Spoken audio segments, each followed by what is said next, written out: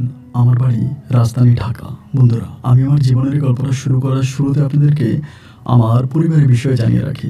আমার পরিবারে আমি আছি, আমার বাবা আছে, মা আছে, আর কেউ নেই। রাজধানী ঢাকার বুকে আমার পরিবারটা রাজধানী ঢাকার বুকে এক সম্ভ্রান্ত উচ্চবিত্ত পরিবার। আমার বাবা পেশায় একজন নামকরা ব্যবসায়ী, আর আমার মা একটা প্রাইভেট ইউনিভার্সিটির শিক্ষিকা। ছোটবেলা থেকে এরকম এলিট একটা পরিবারে জন্মগ্রহণ করে আমি নিজেকে ধন্য মনে করছি। এভাবেই আমার শৈশবের দিনগুলো কাটতে থাকে আমার বাবা মায়ের ভালোবাসার মাঝে। যদিও আমি কখনোই আমার দাদা দাদি অথবা নানা নানির কোনো খোঁজ খবর পাইনি, এবং এই সম্বন্ধে আমি আমার বাবা মাকে কোনো প্রশ্ন করিনি। ছোটবেলা থেকেই তারা আমাকে প্রচণ্ড রকম আদর আর ভালোবাসা দিয়ে আমাকে বড় করে। আমার জীবনের কোনো অপূর্ণতা তারা রাখে না। ঠিক যে সময় আমি যেটা বলি তারা সেটাই আমাকে করায়। আমার সমস্ত ইচ্ছা শক্তির প্রাধান্যতা তারা খুব ভালোভাবে দেয়। এরকম করতে করতে আমি মোটামুটি প্রায় অনেকটাই বড় হই, এবং একটু একটু করে যখন বড় হই এবং আয়নার সামনে নিজেকে দেখি, আয়নার সামনে দাঁড়াই, তখন আমার চেহারাটা একটু অন্যরকম মনে হয়। অন্যরকম বলতে ঠিক এইরকম, আমি ৮-১০টা স্বাভাবিক ছেলের মতো ছিলাম না। স্কুলে আমি যখন যেতাম সবাই আমাকে সাকমা বলে ডাকতো। সবাই যখন আমাকে সাকমা বলে ডাকতো তখন আমার নিজের মাঝে প্রতিনিয়তই প্রশ্ন জাগতো, আমি কি আসলেই সাকমা? আমি কে? যখন আয়নার সামনে আমি নিজেকে নিজে দেখি তখন দেখি আমার চেহারা সম্পূর্ণ সাকমা ছেলেদের মতো, উপজাতি অথবা পাহাড়িদের মতো দেখতে আমার চেহারাটা অবিকল।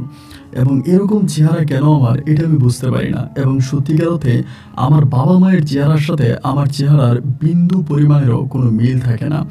এভাবে আমার শৈশবের দিনগুলো কাটে। আমার বয়স যখন প্রায় ৭ বছরের কাছাকাছি, তখন একদিন মা আমাকে আমার নানু বাড়িতে বেড়াতে নিয়ে যায়। আমার নানু বাড়ি ছিল রংপুর বিভাগে। ওখানে আমাকে এর আগেও মা নিয়ে যায়, কিন্তু আমি জানতাম না যে এটা আমার নানু বাড়ি। অনেক ছোটোবেলায় নিয়ে যায়, এবং ওইখানে যাওয়ার পরে সবাই আমাকে সাকমা সাকমা সাকমা বলে ডাকে। আমি তখন কান্নাকাটি করতাম, এবং একটা পর্যায়ে মাকে বললাম আমি এখানে থাকবো না, আমি চলে যাব। দেন মা আমাকে নিয়ে চলে আসতো। মা খুব বেশি একটা গ্রামে যেত না, এবং আমার বাবাও গ্রামে যেত না। তারা সবসময় শহরেই থাকতো, এবং শহরমুখী তারা সবসময় ছিল। এরকম করে আস্তে আস্তে আমার বন্ধু বান্ধবের সাথে আমি স্কুল জীবন কাটাতে থাকি। এরকমভাবে সময়গুলো কাটতে কাটতে একটা পর্যায়ে হলো কি জানেন, আমি রাতের বেলায় একটা আতঙ্কজনক স্বপ্ন দেখতাম। ভয়ঙ্কর স্বপ্নটা দেখে আমার রাতের ঘুমটা ভেঙে যেত। আমি দেখতাম কি জানেন, দাড়িওয়ালা, টুপিওয়ালা, পাঞ্জাবি পরা, সাদা ধবধবে পাঞ্জাবি পরিহিত একটা লোক আমাকে ডাকে। একটা দূর পাহাড়ের উপর উনি দাঁড়ায় থাকে, এবং ওই দূর পাহাড়ের উপর থেকে আমাকে ডাকে, তুই আয়, আমার কাছে আয়। আমাকে এরকম করে 2 হাত মিলিয়ে দেয় আমাকে, আমার দিকে। এই জিনিসটা আমি সবসময় স্বপ্নে দেখতাম, এবং এটা দেখার পরে আমি মাকে এসে বলতাম, ও মা, আমি এরকম স্বপ্ন দেখতেছি। স্বপ্নটা দেখার পরেই না আমার ঘুমটা ভেঙে যেত, এবং ভিতরে প্রচণ্ড রকমের আতঙ্ক কাজ করতো। সারা রাতে আমি আর ঘুমাতে পারতাম না, এবং এরকম করতে করতে একটা পর্যায়ে বাবা মা আমাকে সাথে নিয়ে ঘুমাতে শুরু করে। আমি বাবা মা দুজনের মধ্যখানে ঘুমাতাম। এরকম করে করে আমার মা আমাকে হুজুর কবিরাজের কাছে নিয়ে যায়। অনেক হুজুর কবিরাজ আমার শরীরে তাবিজ পরিয়ে দেয়, কিন্তু তাবিজ পরিয়ে দিলে পরেও না আমার ভিতরে কোনো পরিবর্তন আসে না। কয়েকদিন পর পরে আমি এই ভয়ঙ্কর স্বপ্ন দেখতে থাকি। আমি দেখি দূর পাহাড়ের উপরে দাঁড়িয়ে থাকা সাদা পাঞ্জাবি পরিহিত এই লোকটা আমাকে নিয়ে যাওয়ার জন্য আকুতি করে, আমার দিকে 2 হাত বাড়িয়ে দেয়। এমন করে ভয়ে ভয়ে আমার দিন রাতগুলো কাটতে থাকে। এরকম করে যখন প্রতি রাতেই স্বপ্নগুলো দেখি, তাবিজ তোমার কোনো কিছুতেই কোনো কাজ হয় না। একটা পর্যায়ে এরকম হলো যে আমি কেমন জানি একটু গম্ভীর হয়ে যাই। ঠিকমতো কথাবার্তা বলি না, খুব প্রয়োজন ছাড়া কারোর সাথে কোনো কথা বলি না, চুপচাপ নীরবে বসে থাকি, এবং এমন করে আমার দিনগুলো কাটতে থাকে। এক পর্যায়ে এরকম করতে করতে আমি স্কুলে যাওয়াই বন্ধ করে দিই। আমি আর স্কুলে যাই না, এবং বাবা মা দুজনেই তখন আমাকে প্রচণ্ড রকমের বুঝায়। আমার ঘরের মধ্যে শিক্ষক রাখে, এবং 300 আমাকে বুঝিয়ে শুনিয়ে ক্লাস 8-এ পড়া অবস্থায় আমাকে পুনরায় আবার স্কুলমুখী করে। যদিও স্কুলে যাওয়ার কোনো ইচ্ছা আমার ছিল না, তো স্কুলে আবারও যাই, আবারও ক্লাস করি, এবং ক্লাস 8-এ থাকা অবস্থায় আমি সত্যিকার অর্থে আমার জীবনের আমার জন্মের ঘটনা জানতে পারি, যেটা শুনলে আপনি নিজেও অবাক হয়ে যাবেন। আমি জানতে পারি আমার বাবা মায়ের গর্ভে কখনো কোনো সন্তান হয়নি। আমার মায়ের একটা রোগ ছিল, মারাত্মক ওই রোগের কারণে আমার মা কখনো সন্তান নিতে পারেনি। আর আমার বাবা আমার মাকে অনেক বেশি ভালোবাসে, আর আমার মাকে ভালোবেসে বাবা তার পূর্ব পরিচিত, তার বংশ, তার বাবা মা মানে আমার দাদা দাদি সব কিছু ছেড়ে আমার বাবা সম্পূর্ণ আমার মাকে ভালোবেসেই মায়ের সাথে পালিয়ে আসে। এবং পালিয়ে এসে মায়ের সাথে সংসার করে। মায়ের গর্ভের সন্তান না হওয়ার পরেও আমার বাবা কোনো সময় আমার মাকে ছেড়ে দেয় নাই, মাকে অনেক ভালোবেসেছে। ঠিক যে সময় মা যেখানে ঘুরতে যেতে চেয়েছে, দেশে অথবা দেশের বাইরে, কোনো সময় মায়ের কোনো ইচ্ছায় আমার বাবা অপূর্ণ রাখেনি। মা যখন যেখানে ঘুরতে যেতে চাইতো, আমার আব্বা আমার মাকে নিয়ে সেখানেই ঘুরতে চলে যেত। এরকম ঘুরতে ঘুরতে দূর পাহাড়ের দেশ বান্দরবানে আমার বাবা মা একটা সময় ঘুরতে যায়, এবং ঘুরতে গেলে নাকি তারা গহীন পাহাড়ে ঘুরতে যায়। সেখানে নাকি তারা আমাকে দেখতে পায়, এবং আমি নাকি উপজাতি বা পাহাড়িদের বাড়ির ভিতর থেকে বেরিয়ে আসছিলাম, এবং আমি তখন সবেমাত্র হাঁটতে পারি, থই থই করে হাঁটতে পারি।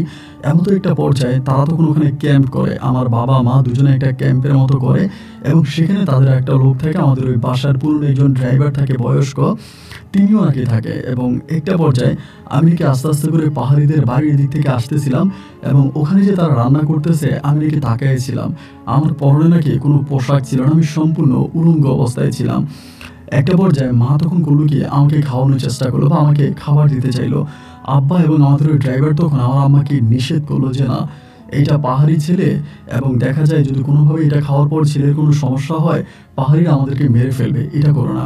এরপরও মায়ের বাবার বাধাকে অতিক্রম করে আমার মা তখন করলো কি, দৌড়ে গিয়ে আমাকে করে নিল। মানে আমি খুব অনেক ফুটফুটে সুন্দর ছিলাম, আমাকে তখন সাথে আনলো। আনার পরে আমাকে তখন তারা খাওয়াইলো। খাওয়ানোর পরে আমি ওখানেই বসে আছি। তো এরকম পাহাড়ি একজন দুজন ওইদিকে যাচ্ছে, আমার বাবা তখন ডাক দিয়ে জিজ্ঞেস করে, বাচ্চাটা কার, আপনাদের এদিক থেকে আসছে? তো যেই দেখে সেই বলে, না এটা তো আমাদের বাচ্চা না। মানে কেউ আসলে আমাকে চিনতে পারে না। এরকম করে দেখতে দেখতে সন্ধ্যা ঘনিয়ে আসে, কিন্তু আমি তখন পর্যন্ত ওই আমার বাবা মায়ের সাথে আছি, যাদেরকে আমি এখন বাবা মা বলি, ওনাদের সাথে আছি। তো একটা পর্যায়ে আমার আব্বা হেঁটে হেঁটে অনেক পাহাড়িদেরকে জিজ্ঞেস করে যে বাচ্চাটা কার, কিন্তু কেউই বলে না যে এটা তাদের বাচ্চা। সন্ধ্যা ঘনিয়ে আসার পরে তখন ক্যাম্প বন্ধ করে দিবে। মানে ওইখানে অল্প কয়েকটা বাড়ি ছিল, খুব বেশি বাড়িও নাকি ছিল না। তো আমার মা বাবা তখন এখান থেকে চলে যাবে। এক পর্যায়ে আমার মা আমার বাবার নাকি বলতেছিল যে ছেলেটারে নিয়ে যায়, চলো। ওরে নিয়ে যায় সাথে করে। আমার আব্বা বলে, এটা পাহাড়ি ছেলে, এটা নিয়ে গেলে আমরা কোন বিপদে পড়ি, আমাদের নিজেদের যেহেতু প্রাইভেট কার ছিল। আমার মা তখন বলে, তোমার কাছে অনুরোধ করি, তুমি ছেলেটাকে নিয়ে চলো। তো এমনভাবে অনুরোধ করার পর একটা পর্যায়ে আমার মায়ের অনুরোধে আমার বাবা তখন আমাকে প্রাইভেট কারে উঠে এবং উঠিয়ে আমাকে বান্দরবন শহরে নিয়ে আসে। শহরে আনার পরে আমার মা তখন বলতেছে, চল আমরা ঢাকায় চলে যাই, এই বাচ্চাটাকে আমি লালন পালন করব, ওকে আমি বড় করব। আল্লাহ নিজ হাতে বাচ্চাটা আমাকে দিয়েছে। আমার বাবা তখন বলে যে না, পাহাড়িরা ভালো হয় না, এই বাচ্চাকে তুমি নিয়ে যাবা, দেখা যায় পরে আমাদের বংশ নির্বংশ হয়ে যাবে, বা আমরা এখানে থাকতেই পারবো না। আমার মা তখন আমার বাবাকে বলল, আমার তো কোনো বংশই নেই, সুতরাং নির্বংশ হওয়ার ভয় আমি কেন পাবো, তোমাকে যেটা বলি তুমি সেটাই শোনো, চল আমরা বাচ্চাটাকে নিয়ে যাই। মায়ের অনুরোধে বাবা তখনই সন্ধ্যার পর থেকে গাড়ি টান দিয়ে সোজা বান্দরবান থেকে আমার আব্বা রাজধানী ঢাকার উদ্দেশ্যে রওনা দেয়। গাড়ির মধ্যে নাকি আমি একটুও কান্না করি নাই। আমি আমার মায়ের পাশে চুপটি করে বসেছিলাম, এবং সামনের সিটের ড্রাইভার আর আমার বাবা বসেছিল। সারাটা রাস্তায় নাকি আমি বারবার মায়ের মুখের দিকে অলৌকিকভাবে তাকিয়েছিলাম। অচেনা অচেনা মানুষ দেখলে বাচ্চারা যেমন কান্নাকাটি করে বা চিল্লায় চেঁচামেচি করে, বাট আমি তেমন কিছুই করতেছিলাম না। আমি শুধুমাত্র তাদের মুখের দিকে তাকিয়েছিলাম। আর আমার মা বলে, মায়ের কাছে নাকি মনে হয়েছিল যে মা দূর পাহাড় থেকে একটা ময়না পাখি নিয়ে ঢাকার উদ্দেশ্যে আসতেছে। ঠিক ময়নাকে যেমন করে আমাদের ঢাকার মানুষরা লুকিয়ে বান্দরবন থেকে নিয়ে আসে বা পাহাড়ি এলাকাগুলো থেকে নিয়ে আসে, একইভাবে মা আমাকে লুকিয়ে লুকিয়ে সেই পাহাড় থেকে রাজধানী ঢাকা শহরে নিয়ে আসে। এবং ঢাকাতে আনার পরে মা আমাকে ওখানে বড় করে। আর কখনোই আমাকে মা বান্দরবানে নিয়ে যায়নি, এবং বান্দরবানের মানুষদের সাথে আমার সম্পর্ক ওখানেই ক্লোজ হয়ে যায়। আমি ওখানেই তখন পড়ে আছি। তখন আমার দিন রাতগুলি এরকম করে কাটতেছে, এবং সবসময় আমি আমার আব্বা আমার সাথে আছি। ক্লাস 8-এ পড়া অবস্থায় আমি আমার জীবনের এই মর্মাহত ঘটনাগুলো জানতে পারার পরে আমার ভিতরটা মনে হয় ফেটে যায়। আমি আগ থেকেই সন্দেহ করেছিলাম যে আমি মূলত এই পরিবারের কেউ না। কিন্তু আমার এই ধারণা যখন সত্য হয়ে গেল, আমি যখন সত্যিই জানতে পারলাম যে আসলেই আমি এই পরিবারের কেউ না, আমার তখন বুকটা ফেটে গিয়েছিল। আমি তখন ভীষণ ভীষণ রকমের কষ্ট পাই। এরপরেও পরিবারকে ভালোবেসে আব্বা আমার সাথে তখন সময়গুলো কাটাচ্ছিলাম একাকিত্বভাবে। তখন আমি এসএসসি পরীক্ষা দিই। এসএসসি রেজাল্টও আমার খুব ভালো হয়। আমি কারোর সাথে খুব বেশি একটা মিশতাম না, গ্রামেও যেতাম না, বাসায় কোনো আত্মীয় স্বজন আসলেও কথা বলতাম না। বেশিরভাগ সময় ঘরের দরজা বন্ধ করে আমি ঘরের মধ্যেই থাকতাম, কারণ আমাকে সবাই দেখলেই সাকমা বলে ডাকতো, এবং এই ডাকটা আসলে আমার কাছে ভালো লাগতো না। এই ডাকটা আমার কাছে ভালো লাগতো না, যার জন্য আমি কারোর সামনে যেতাম না। ঘরের মধ্যে দরজা বন্ধ করে একা একাই এই মতো করে সময়গুলো কাটাতে থাকে। এরকম করে দিনগুলো কাটতে এবং একটা পর্যায়ে আমি ইন্টারমিডিয়েট পরীক্ষাও দিই। তবে এটা সত্যি কথা, এটা বলতেই হবে, আমি ইন্টার পরীক্ষা দেওয়ার আগে আমি যখন কলেজে পড়ি বা স্কুলে পড়াশোনা করি, ওই মুহূর্তটাতে অনেক মেয়ে আমাকে পছন্দ করে। আমি যেহেতু দেখতে একেবারে ফর্সা ছিলাম, সম্পূর্ণ ধবধবে সাদা ছিল আমার শরীরটা, তো এই জন্য অনেক মেয়েরা আমাকে পছন্দ করে, আমার সাথে সম্পর্ক তৈরি করতে চেয়েছিল। কিন্তু ব্যক্তিগতভাবে আমি কারোর সাথেই কথা বলতাম না, কারোর সামনেই যেতাম না। সবসময় নিজেকে সব কিছু থেকে আমি আড়াল করে রাখতাম। একা একা থাকতে আমার কাছে বেশি ভালো লাগতো। এমন করে আমি একটা সময় ইন্টারমিডিয়েট পরীক্ষাও দিই, মানে এইচএসসি পরীক্ষা দিই। এইচএসসিতেও আমি খুব ভালো একটা রেজাল্ট করি এবং সেই রেজাল্ট আউট হওয়ার পরে আমার আব্বা তখন আমাকে তার ব্যবসা প্রতিষ্ঠানে বসতে বলে। আমার আব্বার অনেকগুলো ব্যবসা বাণিজ্য ছিল। আমার আব্বা বলে, এগুলোতে বস, এগুলো দেখাশোনা কর, এগুলোর ভবিষ্যৎ মালিক তো তুই হবি, সো তুই এগুলো দেখাশোনা কর। আব্বু আমাকে অনেকভাবে আব্বার ওই ব্যবসা প্রতিষ্ঠানে বসানোর ট্রাই করতেছে, কিন্তু আমি কোনোভাবে ওখানে বসি নাই। আসলে সত্যিকার অর্থে বলতে গেলে কি, আমার এটা ভালো লাগতো না।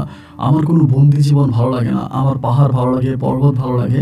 আর এখানে আরেকটা কথা কি জানেন, এই পর্যন্ত আমি অনেকবার আমার মাকে বলেছিলাম আমি একটু বান্দরবনে ঘুরতে যাব, আমি একটু খাগড়াছড়ি ঘুরতে যাব, কিন্তু মা আমাকে কোনো সময় পাহাড়ে যেতে দেয় না। এবং তিনি আমাকে পাহাড়ে যাওয়ার কথা বলে উনি কান্নাকাটি শুরু করেছে, না তুই যেতে পারবি না, আমি তোকে পাহাড়ে যেতে দিব না। মানে উনি আমাকে যেতে দেয় না এবং দেয়ই না। কিন্তু সেই সময়টা পর্যন্ত কিন্তু ওই যে একটা মানুষ পাহাড়ের উপরে উঠে পাঞ্জাবি পরিহিত অবস্থা আমাকে ডাকে, এটা কিন্তু ওই সময় পর্যন্তই হচ্ছিল। তখন পর্যন্ত কিন্তু আমাকে এই ডাকটা মাঝে মাঝেই দিত এবং আমি রাতের বেলা এই স্বপ্নটা তখনও দেখতাম। তবে একটা সময় ওই স্বপ্নটা দেখতে দেখতে আমি ইউজ টু হয়ে যাই, মানে এটার সাথে আমি অভ্যস্ত হয়ে যাই। এরপরে ওই স্বপ্নটার আমাকে খুব বেশি ভয় দেখাতে পারে না। এরপরে এই স্বপ্নটা দেখে আমি খুব বেশি একটা ভয় পাই না, কারণ প্রতিনিয়তই যে স্বপ্নটা আমি দেখি, এটা দেখলে আমি ভয় পাই না আর। এমন করে আমি তখন ইন্টারমিডিয়েটে আপনার অনার্স করতেছিলাম, অনার্সে পড়ি এবং আমি অ্যাকাউন্টিংয়ে অনার্স করি। অনার্সও কমপ্লিট করে প্রাইভেট ইউনিভার্সিটি থেকে, যে ইউনিভার্সিটিতে আমার মা শিক্ষকতা করে, ওখান থেকে আমি তখন পড়াশোনা শেষ করি। এবং পড়াশোনা শেষ করার পরে আমার আম্মা তখন আমাকে অনেকগুলো অপশন দেয়, এটা করবি, এটা করবি, এটা করবি, অনেকগুলো অপশন আমার মা আমার সামনে দেয়, যে জব করবি না, বিজনেস করবি না, দেশের বাইরে যাবি, অনেক কথাবার্তা আম্মা আমাকে বলে। কিন্তু আম্মুর সব কথাবার্তাগুলোর মাঝে আমার মাথায় খালি একটা জিনিসে ঘুরপাক খেতে থাকে, আমি পাহাড়ে যাব, আমি আমার পাহাড়ে জীবন কাটাবো। পাহাড়ি জীবন আমার কাছে খুব ভালো লাগতো। বিশ্বাস করবেন, আমাদের টিভিতে আমি যখন পাহাড়ি কোনো চ্যানেল দেখতাম বা পাহাড়ি কোনো ভিডিও দেখতাম, আমার মা আমাকে এটা দেখতে দিত না। এটা দেখতে গেলে মা তখন বলতো যে, না, এই দেখবি না, অন্য কোনো চ্যানেল দেখ। আমাকে অন্য চ্যানেল দেখতে দিত, বাট এইসব আমাকে দেখতে একদমই দিত না। কেন দিত না, কী কারণে দিত না, এই সমস্ত কোনো কিছু আমি বুঝতাম না। আমি যতই মায়ের কাছে আকুতি করতাম, রিকোয়েস্ট করতাম যে আমি এটা একটু দেখি, তুমি আমাকে বাধা কেন দিচ্ছ, কিন্তু তুমি আমাকে বারবারই বাধা দিতেন, আমাকে এই সমস্ত কোনো কিছু দেখতে দিতেন না।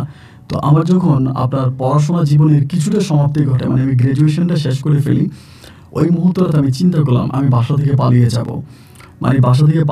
যেহেতু আমি দেখতে সাকমা উপজাতি ছেলেদের মতোই, আমি পাহাড়ে গিয়ে বসবাস করবো। পাহাড় আমাকে টানে এবং আমার ভিতর থেকে মনে হয় আমার আত্মার মধ্যে পাহাড়ের একটা টান রয়ে গেছে, আমি পাহাড়ে চলে যাবো, আমি পরিবারে থাকবো না। এমন সিদ্ধান্ত নিয়ে একদিন সত্যি রাতের অন্ধকারে আমি রাজধানী ঢাকা শহর ছেড়ে দিই। এটাই ছিল আমার জীবনের সর্বোচ্চ পাগলামি। এবং ওই পাগলামিতেই আমি তখন আমার ঢাকার বাড়ি ছেড়ে আমি তখন এই খাগড়াছড়ি আপনার বান্দরবানের উদ্দেশ্যে রওনা দিই। আমি বান্দরবনে এসে পৌঁছে এবং আমার চেহারা দেখতে যেহেতু একদম অবিকল সাকমা ছেলেদের মতো, তো কেউ আর আমাকে কোনো প্রশ্ন করে না, আমি পাহাড়ের যে কোনো জায়গায় যেতে পারি। এবং এরকম করতে করতে আমি স্থানের নামটা না বলি, কারণ আমি বললে হয়তো অনেক সমস্যা হতে পারে সেই মানুষগুলোর জন্য, ওদের নিরাপত্তার কথা চিন্তা করে আমি একদম দুর্গম পাহাড়ের একটা গ্রামের মধ্যে আমি তখন চলে গেলাম, দুর্গম পাহাড়ের একটা গ্রামে। এবং সেই গ্রামে যাওয়ার পরে সবাই আমার সাথে কথা বলার জন্য চেষ্টা করে। আমি দেখতে ওদের মতো, আমার চেহারা, আমার হাইট, আমার সব কিছু ওদের মতো, কিন্তু আমি তো ওদের ভাষায় কথা বলতে পারি না। ওরা যখন ওদের ভাষায় কথা বলে তখন আমি ওদের মুখের দিকে তাকিয়ে থাকি। আমার কাছে তেমন কোনো টাকা পয়সা, আমি মোটামুটি কিছু টাকা পয়সা নিয়ে যাই সাথে করে, একদম বেশিও না আবার কমও না, কিছু টাকা পয়সা সাথে করে নিয়ে যাই বাসা থেকে, যেগুলো আসলে মূলত আমার জমানো টাকা ছিল। আমি কখনো আব্বা আম্মার কাছ থেকে টাকা নিয়ে নিই। তো জমানো টাকাগুলো নিয়ে আমি যখন ওইখানে গেলাম, যাওয়ার পরে সবাই তখন আমার সাথে কথা বলে, আমাকে জিজ্ঞেস করে, আমি কোনো কিছু বলতে পারি না। আমি শুধু একটা কথাই বলি যে আমি ঢাকা থেকে এসেছি। তো এরপরে প্রশ্ন করে এখানে আমার কোনো আত্মীয় আছে কিনা, কোথায় এসেছি, এগুলো কিছুই বলি না। এমন করতে করতে 2-3টা পাড়া, মানে চাকমাদের যে পাড়া হয় না, 2-3টা পাড়ার মাঝখানে আমি একটা পাহাড়ের মধ্যে ছোট্ট করে একটা ঘর বানাই। মানে আমার পাহাড়ে জীবন যাপন করব, এইটা ছোটবেলা থেকে আমার স্বপ্ন। তো সেজন্যই আমি পাহাড়ের মধ্যে একটা ঘর বানাই। তো যেহেতু আমি ঢাকা থেকে একটা ছেলে এসেছি এবং আমি দেখতে ওদের মতোই, বাট আমি কথা বলতে পারি না ওদের মতো, এই জন্য পাহাড়িরা আমাকে খুব ভালোবাসতে শুরু করে, আমার কাছে যেতে শুরু করে, আমার সাথে মিশতে শুরু করে। এবং একটা পর্যায়ে দেখা গেলো যে তারা আমাকে অনেক অনেক বেশি ভালোবাসে। কেউ আমার জন্য খাবার নিয়ে আসে, যদিও আমি ওদের খাবার খেয়ে ইউজ টু না, আমি ওদের খাবার খেতে পারি না। আমি আপাতত আমার নিজেরটাই রান্নাবান্না করে কোনোরকম খাচ্ছি। তখন বাইক ছিল, বাইকে করে করে বান্দরবান শহরে যাইতাম, ওইখান থেকে আমি বাজার সাজার করে নিয়ে আসতাম এবং পাহাড়ের উপরেই আমি নিজে নিজে করে ওখানে রান্নাবান্না করতাম এবং নিজেই নিজের খাওয়া দাওয়ার আয়োজন করতাম, নিজেই খেতাম। কারোর সাথে মিশতাম না, কারোর সাথে কথা বলতাম না। আর সত্যি কথা বলতে আমার মাকে অনেক মিস করতাম, মার কথা অনেক মনে হতো। এবং যখনই মায়ের কথা মনে হতো তখনই না চোখের পানি চলে আসতো, কান্না করে দিতাম মার কথা যখনই মনে হতো। তো মাকে তো আসলে আমার আর পাওয়া হয়নি, বা মাকে তো আমি না বলেই চলে আসি। এখানে দীর্ঘদিন ধরে ছিলাম এবং উপজাতিদের বাড়িতে যাইতাম, তাদের সাথে কথাবার্তা বলতাম। এইভাবে কাটতে কাটতে একটা পর্যায়ে আমার একটা জিনিস তখন আমার চোখে হঠাৎ করে পড়লো যে এই এলাকাতে কোনো স্কুল নাই, কোনো শিক্ষা প্রতিষ্ঠান নাই, কিন্তু এই এলাকার মধ্যে অনেক বাচ্চা কাচ্চারা আছে যারা আস্তে আস্তে করে বড় হচ্ছে, কিন্তু এদের মাঝে কোনো রকমের শিক্ষা প্রতিষ্ঠান না থাকার কারণে এখানে বাচ্চাগুলো শিক্ষা থেকে বঞ্চিত হয়। আমি তখন কি করি, আমার যে বাসস্থান বা থাকার জায়গা, ওইটার পাশে আমি একটা ভ্রাম্যমাণ শিক্ষা প্রতিষ্ঠান খুলি। পাহাড়ের বিভিন্ন চূড়া থেকে, বিভিন্ন পাড়া থেকে চাকমা ছেলেদেরকে সকালে নিয়ে আসি, মেয়েদেরকে নিয়ে আসি এবং ওখানে আমি তাদেরকে পড়াই এবং বাংলা ভাষা সম্বন্ধে তাদেরকে জ্ঞান দিই, মানে ভাষা শিখাই এবং ইংলিশ, তারপরে হচ্ছে বিভিন্ন ল্যাঙ্গুয়েজ তাদেরকে শিখাই। এবং বিশেষ করে আমি তাদেরকে পড়াই, আমি নিজেই হচ্ছে বই কিনে আনি এবং বই কিনে এনে সেই বই সবার মাঝে বিতরণ করি, সবাইকে পড়াই। এবং এরকম করতে করতে সেই পাহাড়ি এলাকাতে প্রত্যেকটা মানুষের আমি মাথার মুকুট হয়ে যাই। সবাই আমাকে অসম্ভব রকমের ভালোবাসে, যে বাচ্চাদেরকে আমি পড়াই, আমি তাদের কাছ থেকে কোনো টাকা পয়সা নিতে চাই না, যে আমি এমনিই পড়াই, আমার ভালো লাগে থেকে পড়াই। কিন্তু এরপরেও ওখানে অনেক পরিবার থাকে যারা আমাকে টাকা দেয়, আমাকে জোর করে টাকা দিয়ে যায় যে স্যার এটা আপনি নিয়ে যান, মানে জোর করে আমার পকেটে টাকা দিয়ে আমি নিতে চাই না। এরপরে ওরকম করে তখন আমার সময়গুলো কাটতেছে, কাটতে কাটতে দীর্ঘ প্রায় আমি 7 থেকে 8 মাসের মতো ওখানে থাকি। এবং 7-8 মাস পরে আমার তখন ভিতরে খুব খারাপ লাগে। ওই জায়গাটার মধ্যে নেটওয়ার্কের কোনো ব্যবস্থা ছিল না, যদিও মোবাইল ফোন ছিল, কিন্তু নেটওয়ার্কের কোনো ভালো কোনো ব্যবস্থা নেই। আমার কাছে একটা ফোন আছে, ওইটা আমি ইউজ করতাম না, যেটা আমার বাবা কিনে দিয়েছিল। ওই সময় বাটন সিস্টেম ফোনগুলোই বেশিরভাগ চলতো, তো অ্যান্ড্রয়েড বা অত ডিজিটাল ফোন টোন ওই সময় ছিল না। তো আমি তখন করতাম কি, একদিন মানে প্রায় 7-8 মাস পরে মায়ের খুব মিস করতেছিলাম। পরে বান্দরবন শহরে গিয়ে আমার সিম কার্ডে আমি কিছু টাকা রিচার্জ করি এবং রিচার্জ করে আমি তখন মাকে ফোন দেই। এবং ফোন দেওয়াতে না মা চিৎকার করে কেঁদে ওঠে, মানে চিৎকার করে কেঁদে উঠে আমারে বলে, তরিন তুই কোথায়, তুই যেখানেই থাস মা তোর কাছে যাবো, মা তোর ছাড়া মরে যাচ্ছি, খুব কান্নাকাটি করে। আমি তখন বললাম, মা তোমরা আমাকে আমার জীবন থেকে আলাদা করে দিয়েছো, আমার পৃথিবী থেকে আলাদা করেছো, আমার ভালো লাগা ভালো থাকা থেকে তোমরা আমাকে বঞ্চিত করেছো। যেটা আমার ভালো লাগে, যেটা করে আমি মজা পাই, যেটা করে আমি তৃপ্তি পাই, তোমরা আমাকে সেটা করতে দাও না। তোমরা তোমাদের মতো করেই আমাকে লালন পালন করছো, তোমাদের মতো করে আমাকে ব্যবহার করছো। আমার কাছে মনে হয় আমি তোমাদের একটা পোষা প্রাণী, তাই তো ওই বন্দি জীবন থেকে আমি মুক্ত বাতাসে উঠতে এসেছি। মা তখন আমাকে বলে, তুই যেখানেই থাকিস, তুই যে জায়গায় থাকিস, মা তোর সাথে একটা বারের জন্য দেখা করবো। খুব ভাবে যখন কান্নাকাটি করে, এক পর্যায়ে আমি বললাম যে ঠিক আছে, আমি তোমার সাথে দেখা করবো, আমি বান্দরবানে আছি। মা আমাকে বলে, এই পর্যন্ত আমি কমে 10 থেকে 15 বার ওখানে গিয়েছি, অনেকের তোর ছবি দেখিয়েছি, তোর সম্বন্ধে জানতে চেয়েছি, কিন্তু বান্দরবানের কোনো মানুষ তো তোকে চিনে না, কেউ তো কেন বলতে পারে না, কেউ বলে না তুই ওখানে আসিস। আমি বললাম, আমি আছি, তুমি কালকে আসো। এরপরে মা আসে এবং মা এসে আমাকে দেখার পরেই না চিৎকার করে কান্না করতে শুরু করে, আমাকে জড়িয়ে ধরে চিৎকার করে কান্না করতেছে। আমি বললাম, কান্নাকাটি করো না, মন খারাপ করো না। মা বলে, তুই কোথায় থাকিস? আমি বললাম, আমার বাসস্থান দেখলে না তুমি বিশ্বাস করবা না, আমি এমন একটা জায়গার মধ্যে থাকি। ওই সময় আমার আব্বা হজ করে আসছিল, কিছুদিন আগে আমার আব্বা হজ করেছিল। তো এটা আমার আব্বার হজ করার পরে, আব্বু হজে যাওয়ার আগে আমি বাড়ি থেকে পালিয়ে যাই এবং এরপর আমার আব্বু হজে যায়। তো হজ করে আসে এবং আসার পর আব্বু আমাকে বলে, তুই থাকিস কোথায়, আমি একটু দেখবো। পরে আমি আমার আব্বা আম্মাকে নিয়ে যেখানে আমি থাকি ওই দুর্গম পাহাড়ের চূড়ে আমার আব্বা আমাকে নিয়ে যায়, এবং তারা আমার ঘর বাড়ি বা আমার এগুলো দেখার পর তারা খুব ইন্টারেস্টিং হচ্ছিল যে এটা কীভাবে সম্ভব যে একটা মানুষ এই পরিবেশে থাকতে পারে, বা তুই তো ছোটোবেলা থেকে কখনো এই পরিবেশে ছিলি না, বা এই পরিবেশের সাথে তো তুই মানে মানানসই না, তারপরও কীভাবে এই পরিবেশে থাকতেছিস। আমি বললাম এখানে আসছি এবং সবার সাথে কথাবার্তা বলতেছি, চলাফেরা করতেছি, এরকম করতে করতে এই পরিবেশে থাকতে থাকতে আমি অভ্যস্ত হয়ে গেছি। আমার আব্বা তখন আমাকে বলে, আচ্ছা ঠিক আছে, পাগলামি অনেক হয়েছে, এবার আমাদের সাথে চল, আমরা তোর নিয়ে যাব। আমি বললাম যে না, আমি তো যাবো না, আমি এখান থেকে কোথাও যাবো না। আব্বা আমাকে বলতেছে, দেখ তুই আমার সাথে চল, আমার মা বলে তুই রাতের বেলা এরকম ভয়ঙ্কর ভয়ঙ্কর স্বপ্ন দেখিস, এবং এরকম স্বপ্ন দেখতে দেখতে একদিন তোর মানে জিন পুতরা নিয়ে যাবে, জিন পরে নিয়ে যাবে, তুই আমার সাথে চল। মানে আমাকে খুব নিতে তারা খুব জোরাজোরি করতেছে। আমি আমার মায়ের বললাম যে মা, তুমি আমাকে এখনো ছোট কেন মনে করতেছো? আমি তখন ছোট না, আমি সব কিছু বুঝি, আমি গ্র্যাজুয়েশন কমপ্লিট করা একটা ছেলে।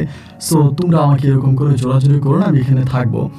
এরপরে বাবা আমাকে অনেকগুলো টাকা দেয়, মানে ওনার কাছ থেকে অনেকগুলো টাকা দেয়, যদিও এগুলো আমি নিতে চাই না, উনি একরকম জোর করে আমাকে টাকাগুলো দিয়ে যায়। এবং মা আমার সাথে ওখানে 3 দিন পর্যন্ত থাকে, 3 দিন মা ওখানে থাকে, এবং থাকার পরে অনেকেই তখন আসে, অনেক বাচ্চারা আসে, এদেরকে পড়ায়। এমন করতে করতে ওই আব্বু যে আমাকে কিছু টাকা দেয়, ওই টাকা থেকে না আব্বু আমারে বলে যে এখানে একটা মসজিদ নির্মাণ কর, এখানে একটা মসজিদ নির্মাণ কর। আমার আব্বু এটা আমাকে বলে। তাই আমি বললাম যে এখানে যে মসজিদ বানাবো, এই জায়গায় তো কোনো মুসলমান নাই, এখানে সবাই হিন্দু বৌদ্ধ এবং ওদের সাকমা ধর্ম তারা পালন করে, এরকম তো কোনো মুসলমান নাই যে আমি এখানে মসজিদ বানাবো। আমার আব্বা বলে যেখানে তো রাস্তা আছে, অনেক বাঙালিরা অনেক মুসলিমরা হচ্ছে পাহাড়িদের কাজ করার জন্য আসে, বা এখানে কাজ করে বা রাস্তা দিয়ে চলাফেরা করে, এদের তো নামাজের কোনো ব্যবস্থা নাই। যদি এখানে একটা মসজিদ নির্মাণ করা হয় তাহলে অনেকেই আসবে, এখানে নামাজ পড়বে। আমি যেহেতু হজ করে আসছি, আমার ইচ্ছে তো ওখানে একটা মসজিদ বানা। এই কথা আব্বু আমাকে বললো। তো আমিও তখন চিন্তা করলাম যে তখন কিন্তু অনেক মানুষ বান্দরবান শহর থেকে মুসলমানরা কাজ করার জন্য সাকমাদের বাড়িতে আসতো।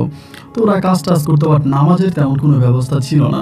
অনেক বয়স্ক লোকেরা আসতো, ইয়াং লোকেরা আসতো, কিংবা এটার পাশে পাহাড়ের পাশে একটা রাস্তাও ছিল, ওই রাস্তা দিয়ে মানে অনেক বাঙালিরা মুসলিমরা যাতায়াত করতো। তো আমি তখন চিন্তা করলাম যে এখানে আমি একটা মসজিদ নির্মাণ করি। আমার আব্বুর কথা মতো যেখানে আমি সাকমা বাচ্চাদেরকে পড়াইতাম, তার পাশে আমি একটা মসজিদ নির্মাণ করি। তো মসজিদটা নির্মাণ করার পরে আমি একটা ইন্ডিকেটার দিয়ে দিই, মানে মেইন রোডের পাশে একটা সিগন্যাল দিয়ে দিই, লিখে দিই বোর্ডের মধ্যে যে এদিক দিয়ে গেলে একটা মসজিদ আছে, বা নামাজ পড়তে হলে এই পথে আসুন। এরকম করে একটা সিগন্যাল আমি দিয়ে দিই।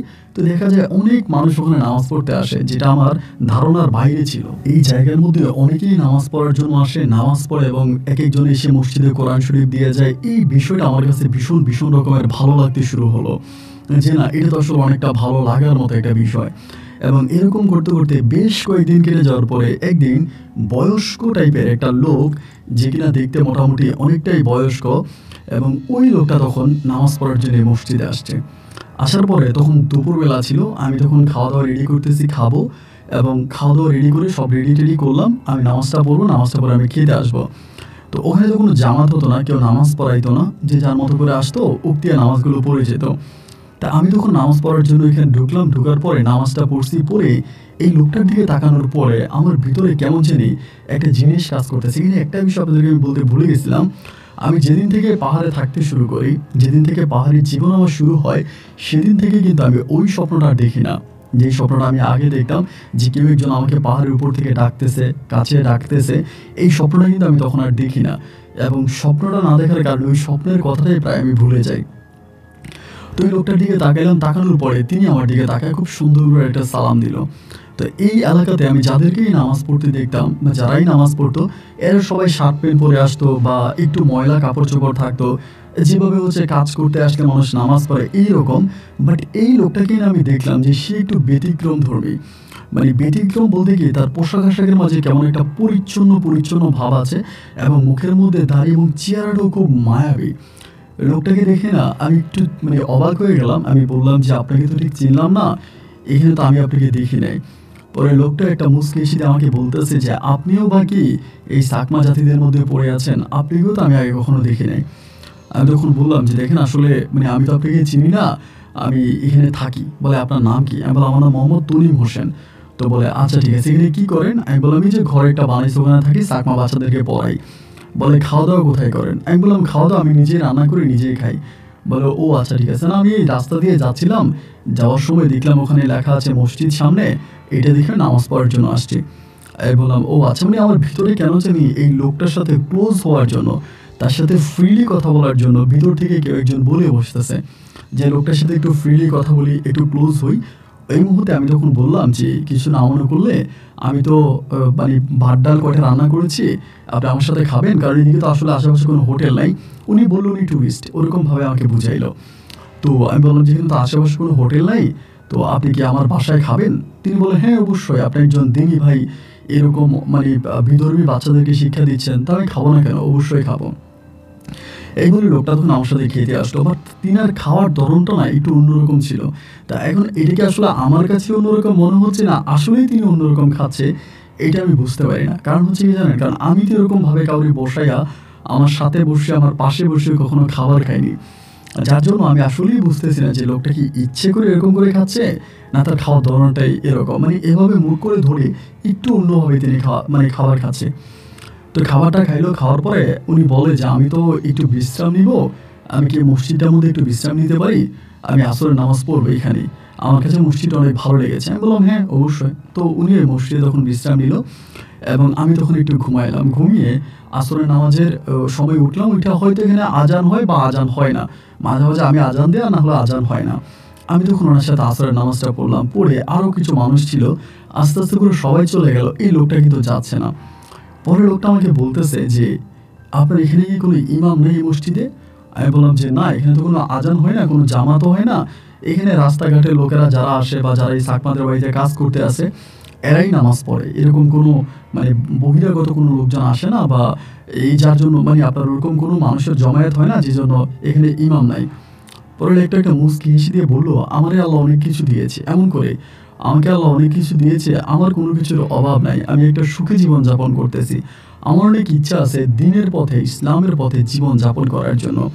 যার জন্য আমি আপনার কাছে রিকোয়েস্ট করে বলি যে আমি যদি এই মসজিদে ইমামতি করি বা এই মসজিদে নামাজ পড়ায়, আজান দিই, তাহলে কি আপনার কোনো অভিযোগ আছে? ইনি আমাকে এই কথাটা বলে। বলার পরেই না আমি একটু অদ্ভুতভাবে ওনার দিকে তাকিয়েছিলাম যে একটা লোক এভাবে কি করে বলতে পারে। আমি তখন বললাম যে না, এটা যদি আপনি করেন তাহলে আমার কেন অভিযোগ থাকবে, আমার তো এখানে অভিযোগ থাকার কথা না। আপনি মানুষদেরকে নামাজ পড়াবেন, এতে তো আমারও সওয়াব হবে, কিন্তু আমি আপনাকে কোনো বেতন দিতে পারবো না, কারণ আমার নিজেরই তো চলতে পারি না, আমি ওনাকে বেতন দেবো কোত্থেকে? আমি বললাম যে আপনি বড় চলে আমার সাথে খাওয়া দাওয়াটা করতে পারেন, আপনি আর আমি হয়তো একসাথে খাওয়া দাওয়া করতে পারবো, এইটুকুই। বাট এছাড়া এর বাইরে আমি আপনাকে কোনো বেতন দিতে পারবো না, কোনো টাকা পয়সা দিয়ে সাহায্য করতে পারবো না। উনি তখন একটা মুচকি এসে আমাকে বললো, আমি কোনো টাকা চাই না, আমি কোনো সাহায্যও চাই না, আমি শুধু তোমার সাথে থাকতে চাই, তোমার মতো একটা ভালো মানুষের সাথে থাকতে চাই, এইটুকুই। আমি বললাম আলহামদুলিল্লাহ। এই বলার পরে আমি তখন বললাম যে চলেন, মানে এশা নামাজও পড়ছি, পরে আমি বললাম চলেন খাওয়া দাওয়া করি। এই লোকটা আমার সাথে খাওয়া দাওয়া করলো, এশা নামাজের পরে খাওয়া দাওয়া করে উনি মানে বেরিয়ে যাচ্ছে। আমি বললাম, কোথায় বেরিয়ে যাচ্ছেন? এখানে ঘুমাবেন না? ছোট্ট ঘর, আপনার ঘুমাইতে সমস্যা হবে? উনি আমাকে বলে যে না, আমি এখানে ঘুমাবো না, আমি মসজিদেই ঘুমাবো, এটা আমাকে বললো। তাই আমি বললাম যে আচ্ছা ঠিক আছে। তখন উনি মসজিদে ঘুমাইতে আসে। এর মাঝে কিন্তু এর কয়েকদিন পরেই কিন্তু মানে প্রায় আপনার এই লোকটা আসার মাসখানেক পরে আমার আব্বা মা আবারও আসে, মানে তারা কিন্তু প্রতি মাসে আসতো। আব্বা মা আসে, এবং আব্বা এই দৃশ্যটা দেখার পরে অত্যাধিক খুশি হয়। আমার আব্বা ওই সময় অনেকটা ধর্মের পথে জীবনযাপন করতে শুরু করে, বিভিন্ন জায়গায় মসজিদ বানায়, বিভিন্ন জায়গায় হচ্ছে ধর্মীয় প্রতিষ্ঠানে কাজ করায়, এবং মানে ধর্মের পথে বিশেষ করে আব্বা তার যে সম্পত্তিগুলো ছিল, টাকা পয়সাগুলো ছিল, এগুলো আমার আব্বা ধর্মের পথে ব্যয় করতে শুরু করে, মানে নিজের জমানো কোনো টাকা পয়সা রাখে না। তা আমার আব্বা তখন এই লোকটাকে দেখলো, দেখার পরে এই লোকটার সম্বন্ধে জানতে চাইলো। আমি তখন আব্বুরে বললাম যে আব্বু এই ঘটনা, এবং লোকটাকে দেখার পর আমার আব্বু জানি কেমনভাবে তাকিয়ে আছে লোকটার দিকে, মানে মনে হয় যেন এই লোকটা আমার আব্বুর খুব পূর্ব পরিচিত, এরকমভাবে তাকিয়ে আছে। আমি তখন আমার আব্বারে বললাম যে আব্বা আপনি ওনাকে চিনেন? আমার আব্বা বলে না না, আমি তো চিনি না। আমি বললাম যদি নাই চিনবেন তো এমনভাবে তাকিয়ে আছেন কেন, দেখে মনে হচ্ছে যেন লোকটা আপনার খুব পরিচিত। আমার আব্বা তখন একটা হাসি দিয়ে বললো যে না, মানে আমি না বুঝতেছি না যে সব মানুষগুলো কেন এরকম একসাথে হয়ে যাচ্ছে, মানে তুই যেরকম সেই মানে তোর মানে গণজীবন, শহরের জীবন, ইট পাথরের জীবন ছেড়ে মাটির বুকে বাসা বেঁধেছিস, এই লোকটাও কেন বা তোর সাথে এসে জমাট বেঁধেছে, এই বিষয়টা না আমি বুঝতে পারলাম না। এবং আমি বললাম যে না আব্বু এইভাবেই থাকতেছে আমার সাথে, আব্বু 2 দিন থাকে, এবং এই পরিবেশে কিন্তু আমার মাও আমার সাথে থাকতেছে। 2 দিন থাকার পরে আমার আব্বা তখন করলো কি, আমাকে বলতেছে এই ইমামটা তোর সাথে থাকতে পারে না। আমি বললাম যে না, উনি আমার সাথে থাকেন। উনি সকালবেলা কোরআন পড়ে এবং খুব সুন্দর করে সহিভাবে কোরআন পড়ে এবং নামাজ পড়ায়, মানে যথেষ্ট পরিমাণের ভালো একজন লোক, যে কেউ তার দেখলে মানে তার প্রতি মুগ্ধ হয়ে যাবে এমন একটা অবস্থা। আমার আব্বা তখন বলল যে এই লোকটারে থাকার জন্য একটা ব্যবস্থা করা যায় না, মসজিদের মধ্যে থাকে এবং তার পায়খানা প্রস্রাব করতে করতে সমস্যা হয়, আমি তার জন্য এখানে একটা বানাবো। এরপর আমার আব্বা বান্দরবন থেকে আপনার ইট নিয়ে যায়। ওই সময়টাতে ওই এলাকাতে ইটের কোনো প্রাচীর ছিল না, মানে ইটের কোনো প্রাচীর ছিল না, ইট ইট বলতেই কেউ চিনতো না। ওখানে সবই মাটির ঘর ছিল এবং কাঠের ঘর ছিল, পাহাড়ের উপরে কাঠের ঘর। ওইখানে আমার আব্বা ইট দিয়ে ওইখানে একটা টয়লেট নির্মাণ করে এবং এই লোকটাকে থাকার জন্য একটা ছোট্ট ঘর বানিয়ে দেয়। তো ওই লোকটা তখন ওই ঘরের মধ্যে থাকতো এবং টয়লেট ব্যবহার করতো, নামাজ পড়াইতো। আলহামদুলিল্লাহ সময়গুলো খুব ভালোভাবে কাটতেছে এবং আমার পাশাপাশি তিনিও তখন ওই চাকমা বাচ্চাদেরকে আপনার শিক্ষা দিত, কিন্তু এটা কোনো ধর্মীয় শিক্ষা না, মানে পড়াইতো আর কি। সরু সারিয়া থেকে শুরু করে ABCD 1 2 3 4 মানে মানে ছোট্ট বা প্রাইমারি যে শিক্ষাগুলো আছে ওই প্রাইমারি শিক্ষা দিত। এমন করতে করতে একদিন মা আমার পা ধরে গিয়ে হঠাৎ করে কান্না করতে শুরু করছে, চিৎকার করে কান্না করতেছে, তুই চল, তুই এখানে থাকবি না মা, তুই ছিলি অনেক দিন ধরে ছিলি, আম্মু তোকে রেখেছি বা তোর কোনো কিছু বলি নাই, তোর কথা শুনছি, এখন আমার কথা শোনা লাগবে, তুই আমার সাথে চল। মানে আম্মা খুবভাবে জোরাজুরি করতেছে। আমি তখন বললাম যে তুমি কেন এরকমটা করতেছ, আমি তো যেতে চাচ্ছি না। না মা আমাকে নিয়েই যাবে। মা এবার একটানা প্রায় 9-10 দিনের মতো ছিল এবং 9-10 দিন থাকার পর মায়ের কথা হচ্ছে হয় আমি আম্মুর সাথে চলে যাব, নাহলে আম্মু এখানে মারা যাবে, উনি যাবেই না, আব্বুও নিতে পারে না। তো একসময় ওই হুজুরটার নাম ছিল আলী হোসেন। তা আলী হোসেন হুজুর আমাকে বলে একটা কাজ করেন, আপনি চলে যান আপনার আম্মার সাথে, আপনার শিক্ষা প্রতিষ্ঠান, আপনার মসজিদের সব কিছু আমি দেখে রাখবো, আপনি এটা নিয়ে কোনো চিন্তা করবেন না, আমি সব কিছু দেখবো, বাচ্চাদেরকে আমি পড়াবো। তো উনি যখন আমাকে এটা বললো এবং মায়েরও কান্নাকাটি দেখে না আমারও না আর ভালো লাগতেছে না। আমার তো একটা শখ ছিল পাহাড়ি জীবনযাপন করা, পাহাড়ে থাকা, পাহাড়ি মানুষদের সাথে মিশা, যেহেতু আমি দেখতে পাহাড়ি ছিলাম। তো সেজন্য আর আমার ভিতরে কোনো কিছু জাগলো না যে ঠিক আছে, যেহেতু তারা এরকম করে বলতেছে আমাকে নিয়েই যাবে, তা আমি তখন চলে যাই। তো আমি চলে যাওয়ার সময় ওই আলী হোসেনকে সব কিছু বুঝিয়ে দেওয়া যায়। সকালবেলা বিভিন্ন পাড়া থেকে ছোট ছোট বাচ্চারা আসতো, এদেরকে আলী হোসেনে পড়াবে এবং এরপরে আবার অনেক পরিবার থেকে টাকা দেওয়া হয়। তো এই টাকা আমি বললাম আপনি নেবেন এবং সেখানে মানুষ আসছে জোহরের নামাজ, আসরের নামাজে, বিশেষ করে বেশিরভাগ নামাজ হতো জোহর আর আসরে। মাগরিবে যদিও 2-1টা মানুষ হতো, এশার নামাজের সময় কোনো মানুষ হতো না, আর ফজরেও কোনো মানুষ হতো না, মানে একটা মানুষ হতো না আর কি। কারণ ওই সময় মানে ওখানে তো সব হচ্ছে কারো পাড়া না, কোনো বাড়ি না, যারা কাজ করতে আসে এরা নামাজ পড়ে, রাস্তার লোকেরা নামাজ পড়ে, স্থানীয় কোনো ব্যক্তি না। তো এরকম করে আমি তখন মানে আম্মা যেহেতু কান্নাকাটি করতেছে, আম্মুর কান্নাকাটি আর মানাইতে পারতেছি না, আমি তখন আম্মুর কথা মতো ওই বান্দরবন ছেড়ে তখন আমি চলে আসি আবারও ঢাকায়। ঢাকা আসার পর আমার মামাকে বিয়ে করাবে, মানে আম্মাদেরকে বুদ্ধি দিছে বিয়ের সাথে করাই দাও এবং বিয়ে করাই দিলে ছেলে আর ঘরের বাইরে যাবে না, ঘরে থাকবে, বউয়ের টানে থেকে যাবে। আমি বললাম যে না, এই মুহূর্তে আমি বিয়ে করতে চাই না, তুমি আমাকে বিয়ে করাইও না। যতভাবেই মাকে বললাম যে না তিনি আমাকে বিয়ে করাবেই, বিয়ের জন্য খুবভাবে আমাকে জোর প্রয়োগ করে এবং একটা পর্যায়ে আমার মা তখন রুহি নামের একটা মেয়ে, ঢাকাতেই বাড়ি, ওই মেয়েরও জন্মস্থান হচ্ছে রংপুরে, কিন্তু ঢাকাতেই মোটামুটি খুবই উচ্চবিত্ত পরিবারের একটা মেয়ে, দেখতে শুনতো অনেক সুন্দরী, ওই মেয়েটাকে তখন আমাকে বিয়ে করায়। তো আমার কাছে যেটা মনে হয় ওই মেয়ে আমাকে দেখে পছন্দ করে নাই, মানে আমার লাইফ স্টাইল, আমার জীবনযাপন, এটা সম্ভবত তার কাছে ভালো লাগে না। আমি বাসর করেই সে জানি কেমন আমাকে দেখে নাক উঠাচ্ছে, মানে আমার সাথে খুব বেশি একটা মিশে না। তারপরেও বিয়ে শাদী করছি এবং বিয়ে করার প্রায় 1.5 মাস পরে মেয়েটার সাথে আমার বিয়ে হলো। বিয়ে হওয়ার 1.5 মাস পরে ওই সময় কিন্তু আমি বাবার অনেক ব্যবসা প্রতিষ্ঠান আছে, দোকানপাট আছে, ওগুলো দেখতাম, ওগুলো দেখাশোনা করতাম, ওইখানে থাকতাম। তো 1.5 থেকে 2 মাস পরে আবার ওই মাঝে মাঝে ওই আলী হোসেনের কাছে মোবাইল ফোন ছিল, তিনি আবার ওই যে পাহাড় থেকে ওইখানে এসে আমার সাথে ফোনে কথাবার্তা বলতো, শহরের দিকে এসে যখনই চাউল ডাউল এটা ওইটা নেওয়া লাগতো, খাবারের জিনিস, তো এখানে এসে আমার সাথে ফোনে কথা বলতো, না আমি ওনার সাথে ফোনে কথাবার্তা বলি। এখন এরকম করে কথাবার্তা বলতে বলতে একটা সময় তিনি জানাইলো যে পাহাড়িরা এই মসজিদটা ভেঙে দিচ্ছে বা এই আমার যে ঘর বাড়িগুলো আছে এগুলো ভেঙে দিবে, ওইরকম একটা মানে গুজব ছড়াই গেছে যে ওরা এটা থাকতে দিবে না, ওইখানে রাখবে না।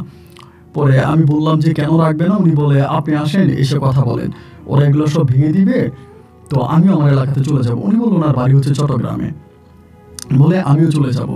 পরে আমি বললাম আচ্ছা ঠিক আছে আমি আসবো। তো বিয়ের প্রায় 2 মাস পরে আমি তখন এখানে আসি এবং আসার পরে তখন দেখলাম যে যে চাকমা ভাইরা আছে এরা ভাই প্রচণ্ড রকমের রেগে গেছে, মানে প্রচণ্ড রকমের রাগান্বিত। তাদের দিকে তাকালে মনে হয় তারা এটাই থাকতে দিবে না, এখানে এটা ভেঙে ফেলবে। তো পরে আমি বললাম যে এটা যে ভেঙে দিবেন তার কারণটা কি, এবং তারা যেটা কারণ দেখাইলো যে এখানে নাকি ধর্মীয় শিক্ষা দেওয়া হয়, এখানে নাকি ইসলাম শিক্ষা দেওয়া হয়, তাদের বাচ্চাদেরকে বাংলা পড়ানোর নাম করে তাদের বাচ্চাকে ইংরেজি পড়ানোর নাম করে নিয়ে যাওয়া হয়, এবং নিয়ে যাওয়ার পরে সেই খানটার মধ্যে বা সেই পাহাড়ের মধ্যে তাদেরকে ধর্মীয় শিক্ষা দেওয়া হয়, তাদেরকে সূরা পড়ানো হয়, কেরাত পড়ানো হয়। এবং আমি যখন এই আলী হোসেন কাকারে জিজ্ঞেস করলাম যে আপনি কি এই ধরনের কোনো কিছু করছেন, উনি বলে হ্যাঁ, অনেক বাচ্চাদেরকে আমি একটু একটু ইসলামিক শিক্ষা দিতাম। বললাম না, এটা তো আমি আপনাকে দিতে মানা করছি।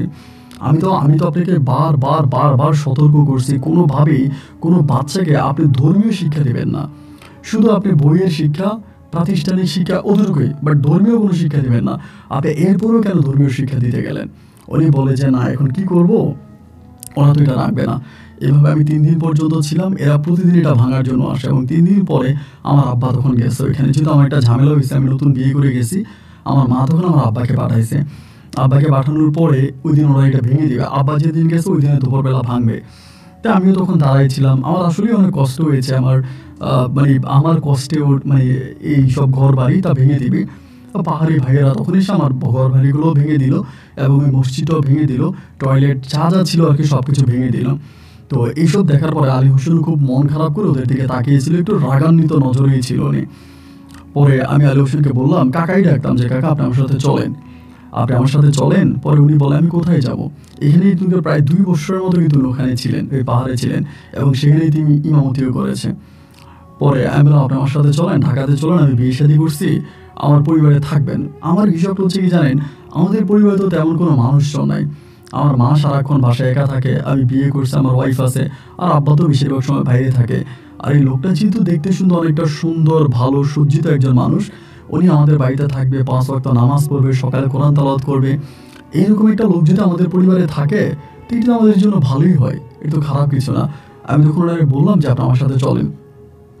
উনি যেতে রাজি হয় না। পরে আমার আব্বা বলে না না চলেন, আপনি চলেন আমাদের সাথে। এবং একটা পর্যায়ে তিনি তখন আমাদের সাথে আবারও ঢাকায় চলে আসে। মানে এই আমার বান্দরবনের জীবনের সমাপ্তি ঘটে। তখন তিনি আমাদের সাথে ঢাকায় চলে আসে, এবং ঢাকায় আসার পরে তিনি আমার সাথে থাকতেছে। ওনাকে একটা রুম দেওয়া হয়েছে, কাজের লোকেরা আছে, ওনাকে সকালবেলা নাস্তা দেয়, দুপুরে খাবার দেয়। উনি সকালবেলা কোরআন তালাওয়াত করে, নামাজ পড়ে, মসজিদে গিয়ে নামাজ পড়ে আসে, এবং আমি ওনাকে কাকা বলে ডাকি। মানে সবার সাথে, আমাদের পরিবারের সবার সাথে ওনার ভালো একটা সম্পর্ক তৈরি হয়, শুধুমাত্র আমার বউ রুহি ছাড়া। রুহির সাথে উনি কেমন জানি একটু, মানে রুহি খুব একটা কথা বলে না, উনিও বলে না, এবং এছাড়া মানে রুহি যেন ওনার দিকে একটু কেমন করে তাকায়।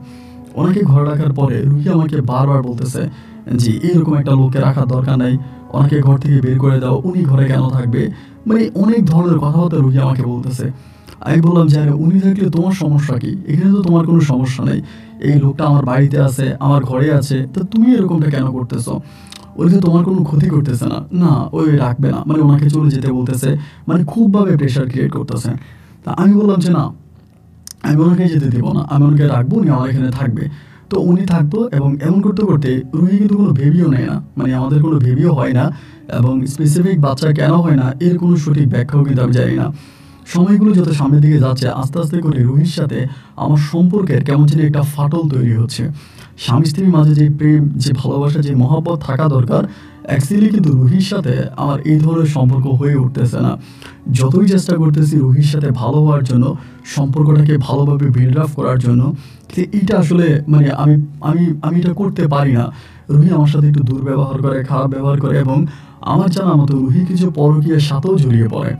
তো পরকীয়ার সাথেও জড়িয়ে পড়ে, এমন করে আস্তে আস্তে করে একদিন আমি রুহির সাথে একটা জায়গায় যাব, সকালবেলা রেডি হইলাম, তো বের হইব। ওই সময় উনি তখন ঘরের মধ্যে আছে, মানে আলী হোসেন কাকা ঘরে আছে। আমাকে ডাক দিয়ে বললো যে তুমি এদিকে আসো। তা আমি তখন গেছি, যাওয়ার পরে বলে কই যাও, এমনি বলতেছে। ওনার রুমের মধ্যে গেলাম। আমি বললাম আমি আর বউ একটা অনুষ্ঠানে যাব, একটা পার্টিতে যাবো, এটা এবং এটা আমার শ্বশুর বাড়ির একটা পার্টি। তখন তিনি আমাকে বলতেছে তুই যেও না, ডিরেক্টলি এভাবে বলতেছে তুমি যেও না। আমি বললাম কি বলেন কাকা, যাবো না মানে? আমার বউ, আমি রেডি হয়ে বেরোলাম, এখন না গেলে আমার বউ রাগ করবে না? উনি বলে তোমার বউ যতই রাগ করুক, তোমার বউ যাই করুক, তুমি যাবা না, তুমি ঘরে যাও। এটা বলে দেওয়ার পরে আমি তখন রুহিরে বললাম যে রুহি, আমরা পার্টিতে আজকে না যাই, যাবো না। রুহি মুহূর্তের মধ্যে রেগে যায়, এই তুমি যাবো না মানে, এইটা তুমি কি ধরনের কথা বলতেছো, এই তুমি কেন যাবো না, এই ভুলে তোমার কি বলছে, মানে ওনার সাথে খুব দুর্ব্যবহার করতে শুরু করছে। আমি তখন ওরা টেইনা টুইনা কোনো রকমের ভিতরের দিকে নিয়ে গেলাম যে না রুহি, এটা হতে পারে না, এটা হতে পারে না, তুমি ওনার সাথে খারাপ ব্যবহার করতেছো কেন। আমি কিন্তু ওনাকে মানতাম, মানে আলী হোসেন কাকারে মানতাম। উনি যখন যে সময় যেটা বলতাম আমি ওনার সব কথা শুনতাম। আমি বলতেছি না তুমি ওনার সাথে দুর্ব্যবহার কেন করবা, খারাপ ব্যবহার কেন করবা, উনি যেহেতু আমাকে যেতে মানা করছে দেন আমি যাবো না, চলো। ওরে আমি তখন উপরে রুমে নিয়ে গেলাম এবং নিয়ে যাওয়ার পর ওই সারাটা দিন আমার সাথে ঝামেলা করে এইভাবে আরও 3-4টা দিন কেটে গেল। এবং আরও 3-4টা দিন কাটার পরে একদিন রাতের বেলায় ও শুয়ে আছে, রুহি শুয়ে আছে, আমি শুয়ে আছি। সময় প্রায় 11:30 থেকে 12টার কাছাকাছি বাজতেছে, মানে আমার তখন ঘুম আসতেছে, এরকম একটা ভাবে তন্দ্রায় যাচ্ছি। এমন সময় সে আলী হোসেন কাকা আমার ডাক দেয় ঘরের দরজায়, এই তনিম 2বার ডাক দেয়। 2বার যখন ডাক দেয়, ডাক দেওয়ার পর আমি তখন উঠলে পরে উনি আমাকে বলে এদিকে আসো, ডাক দেয় আমাকে বলে আমার সাথে একটু ছাদে চলো। তা আমি বললাম যে ছাদে যাবো কেন, মানে কারণটা কি। বলে চলো ছাদে চলো, একদম জোর করে আমাকে ছাদে নিয়ে যায়। তো বাসার ছাদে যাওয়ার পরে আমি যখন ঢুকে ওনার সাথে, উনি তখন দরজাটা লাগাই দেয়, মানে নিচ থেকে উঠার যে সিঁড়ির দরজাটা আছে না, সিঁড়ি দরজাটা লাগাই দিয়ে উনি আমার সাথে গল্প করতে শুরু করে। তো অনেকক্ষণ পরে আমার বউ এসে দরজা ধাক্কাইতে আছে। আমি বললাম যে কাকা আমার বউ তো দরজা ধাক্কাইতে আছে, আমি চলে যাই নিচে। বলে না না তুমি যেও না, মানে উনি আমাকে টোটালি যেতে দেয় না। তো ওই দিন পুরোপুরিভাবে আগুন লেগে যায় পরিবারে, মানে কঠিনভাবে আগুন লেগে যায়। লেগে যাওয়ার পরে এখানে আরেকটা বিষয় বলে রাখে, উনি কিন্তু ছাদের উপর আমার কিছু কথা বলে। আমাকে প্রথমত উনি বলে যে আমার বউ পরকীয়ায় লিপ্ত হয়ে গেছে এবং আমার বউ আমাকে মেরে ফেলবে।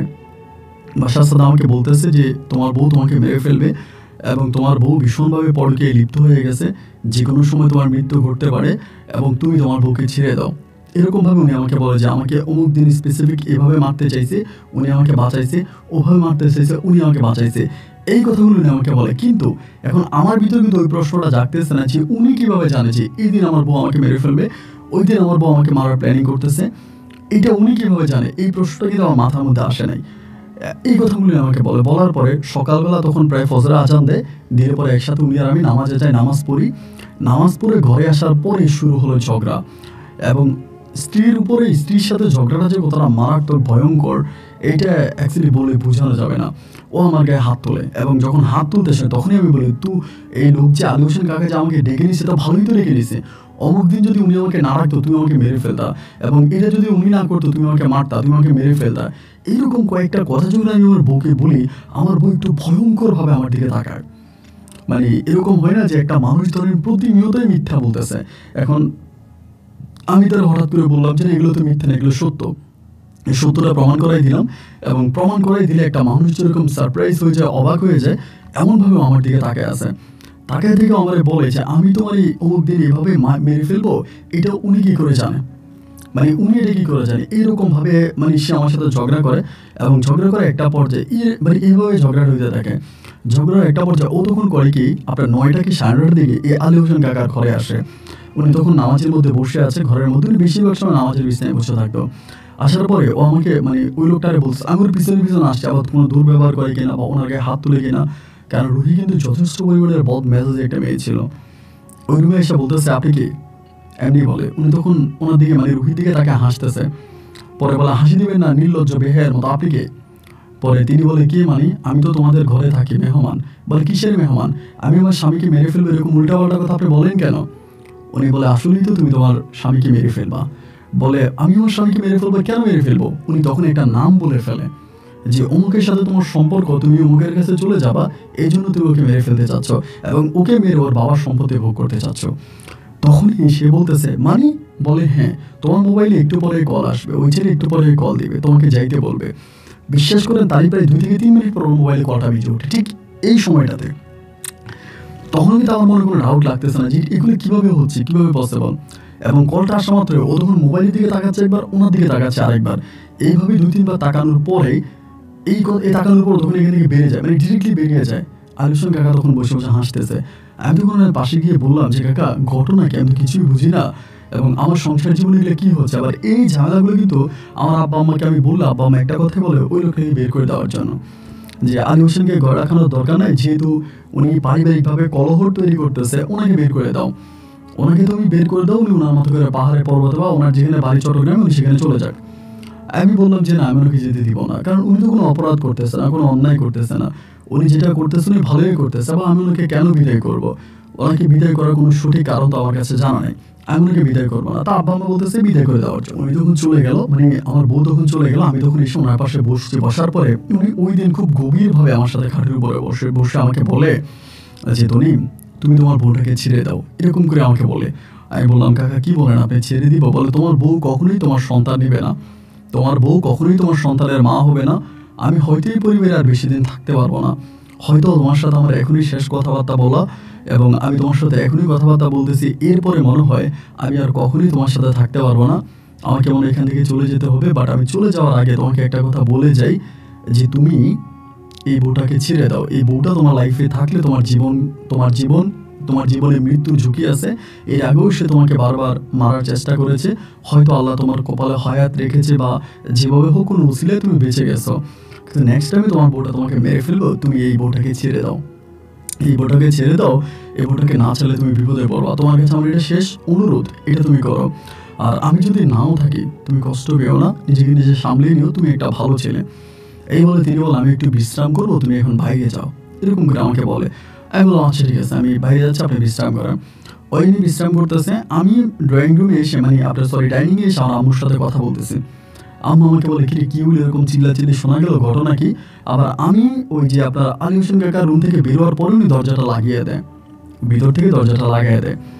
এবং আমি যখন বেরোলাম, বেরোয় যাওয়ার পরে আমার সাথে ডাইনিংয়ে বসে কথা বলতেছি, মুহূর্তের মধ্যে এই প্রায় ঘন্টা 2 ঘন্টা পরেই আমার বউ তখন রুহে আবারও ঘরে আসে, এবং সাথে একজন হুজুরকে নিয়ে আসে।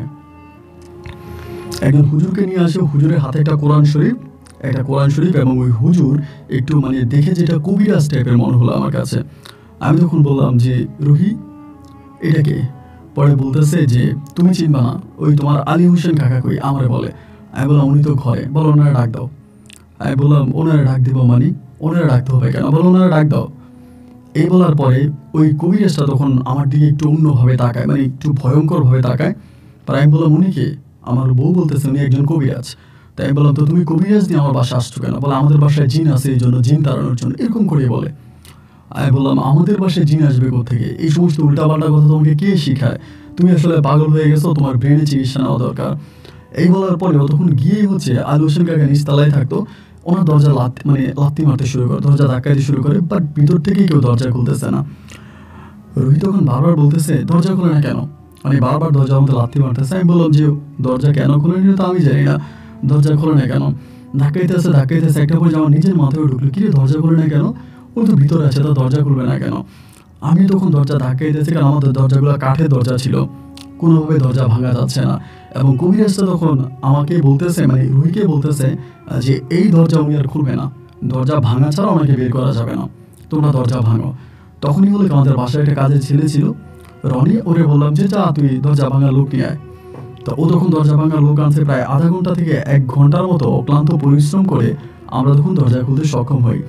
এবং দরজা খুলে সক্ষম হওয়ার পরেই দেখি যে অজ্ঞান অবস্থায় আপনার আলী হোসেন কাকা পড়ে আছে খাটের মধ্যে, মানে ওনার কোনো জ্ঞান নাই, অজ্ঞান অবস্থায় পড়ে আছে।